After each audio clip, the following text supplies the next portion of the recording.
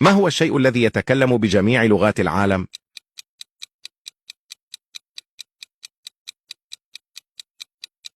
الجواب الصدى. لا تنسى الضغط على قلب للفيديو لو أول مرة تعرف هذه المعلومة.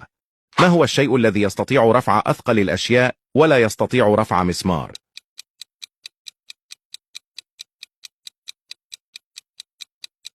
الجواب البحر. ما هو الشيء الذي يكون داخل المنزل وخارجه في نفس الوقت؟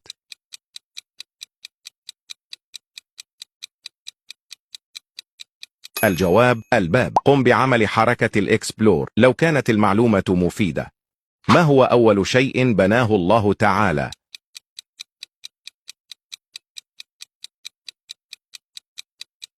الجواب السماء.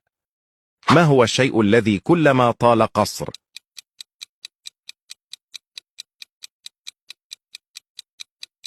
قم بالإجابة على السؤال في التعليقات، ولا تنسى الاشتراك في القناة للاستمرار في هذا المحتوى المفيد. شكرا.